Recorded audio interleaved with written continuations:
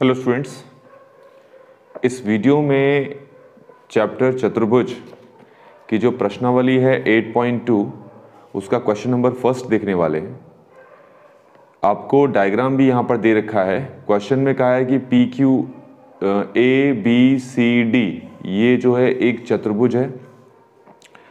P A B side का mid point है, मध्य बिंदु है। क्यू बी सी साइड का मध्य बिंदु है, आर सी डी साइड का मध्य बिंदु है और एस ए डी साइड का मध्य बिंदु है। इन सभी मध्य बिंदु को ज्वाइन किया, पी क्यू आर एस, ये भी क्या बन गया, एक चतुर्भुज। तो हमें इस क्वेश्चन में प्रूव करके दिखाना है। पहले क्या प्रूव करके दिखाना है कि ये जो एस आर है वो इस ए सी के क्या है, समांतर है, और एस आर जो है इस ए सी का क्या है, हाफ है। दूसरी बारे में ये प्रूव करना है कि जो ये एस आर है ये पी क्यू के इक्वल है, सॉरी एस आर जो है हाँ पी क्यू के इक्वल है। और तीसरी बारे में प्रूव करना है पी क्यू आर एस एक समांतर चतुर्भुज है। तो यहाँ पर मैंने सारी चीज़ें पहले ही लिख दी हैं। आपको पता है कि जो गिवन है वो क्वेश्चन से ही उतार लिया जाता है। सिद्ध करना है तो ये 3 पॉइंट सिद्ध करने हैं। एस आर समांतर है ए सी के और एस आर आधा है ए सी का। पी क्यू बराबर है एस आर के और पी क्यू आर एक्स एक समांतर चतुर्भुज है। तो इसको कैसे करना है बच्चों, सबसे पहले हम क्या करते हैं, यहाँ पर एक विकर्ण बना लेते हैं। ये बना लिया। अब सबसे पहले हम लिखेंगे त्रिभुज ए डी सी में हम त्रिभुज ए डी सी ले रहे हैं। तो आगे हम करें बच्चों उससे पहले आपको मध्य बिंदु प्रमेय पता होना चाहिए, mid point theorem. Mid point ये थ्योरम कहती है कि जब भी आपके पास कोई त्रिभुज है, कोई ट्रायंगल है, उसमें ये इसका मध्य बिंदु है और ये इसका मध्य बिंदु है, ठीक हो गया। तो इन दोनों को अगर तुम मिलाते हो तो हमारे पास लाइन क्या बन के आती है, एस आर। तो मध्य बिंदु प्रमेय के अनुसार ये जो एस आर है ये एस आर इसके क्या होगा, समांतर होगा, और साथ ही साथ ये एस आर जो है इसका आधा भी होगा अकॉर्डिंग टू मध्य बिंदु प्रमेय। तो यहां पर भी बच्चों यही चीज सीखनी है। देखो हमारे पास ये ट्रायंगल आपको दिख रहा है, ये त्रिभुज आपको दिख रहा है। इस त्रिभुज में एस जो है वो ए डी का मध्य बिंदु है और आर जो है वो डी सी का मध्य बिंदु है। एस ए डी का मध्य बिंदु है और आर किसका है, आर डी सी का मध्य बिंदु है। तो अब आपको पता है क्या कि मध्य बिंदु प्रमेय के अनुसार, तो अगर हम मध्य बिंदु प्रमेय को लें तो क्योंकि ये इसका मध्य बिंदु है, ये इसका मध्य बिंदु है, तो इन दोनों मध्य बिंदुओं को जोड़ने वाली ये जो रेखा है, ये जो रेखाखंड है वो इसके क्या होगा, इसके समांतर होगा। तो एस आर समांतर होगा किसके, ए सी के, और साथ ही साथ जो एस आर है वो ए सी का क्या होगा, आधा। एस आर हाफ होगा ए सी का। तो बच्चों हमें जो पहला हिस्सा सिद्ध करना था वो डायरेक्टली सिद्ध कर दिया, ज़्यादा कुछ प्रॉब्लम नहीं हुई। अब हम आते हैं सेकंड पार्ट पे।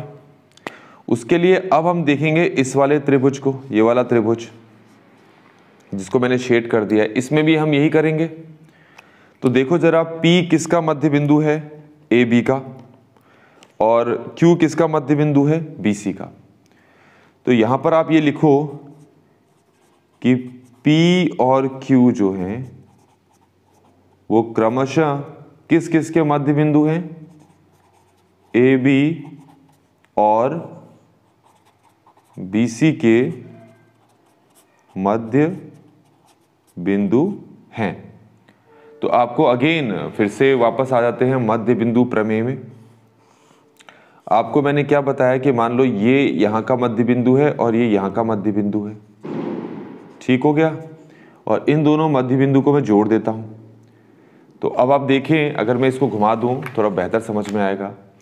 तो क्योंकि ये इसका मध्य बिंदु है और ये इसका मध्य बिंदु है, तो ये वाली भुजा जो है इसके क्या होगी, समांतर, साथ ही साथ इसके क्या होगा, आधा।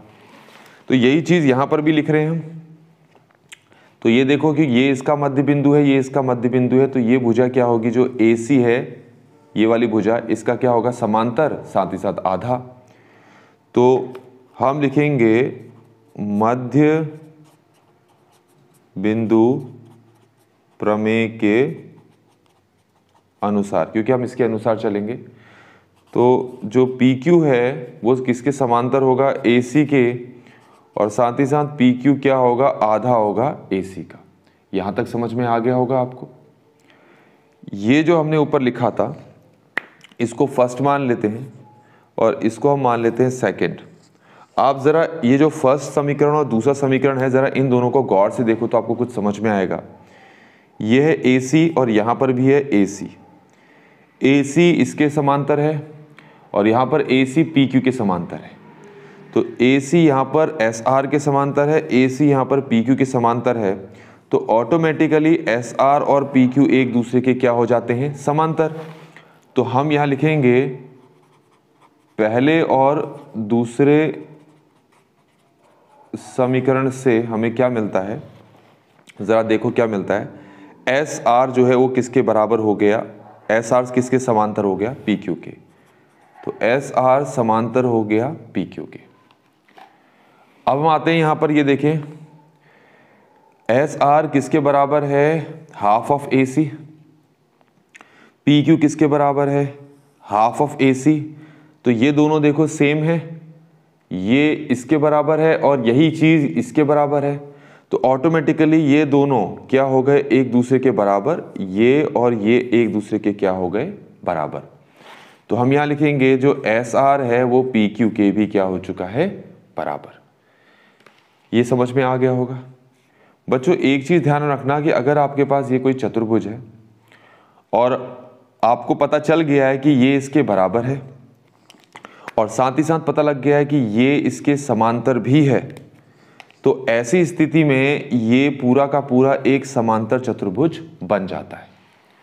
तो अब आप देखें ये जो चतुर्भुज आपको दिखाई दे रहा है, हमने सिद्ध कर लिया है कि ये वाला हिस्सा जो है इस वाले हिस्से के क्या है, बराबर है, और साथ ही साथ ये वाला हिस्से इसके क्या है, समांतर है। तो ऑटोमेटिकली ये क्या हो जाता है, एक समांतर चतुर्भुज। इसको थर्ड मान लेते हैं। तीसरे से हमें क्या मिलता है कि जो PQRS है वो क्या है, वो है एक समांतर चतुर्भुज। ठीक हो गया। तो इस तरीके से बच्चों हमारे पास ये जो एक्सरसाइज 8.2 का पहला क्वेश्चन था वो हमने इस वीडियो में डिस्कस कर लिया है। Thanks for watching.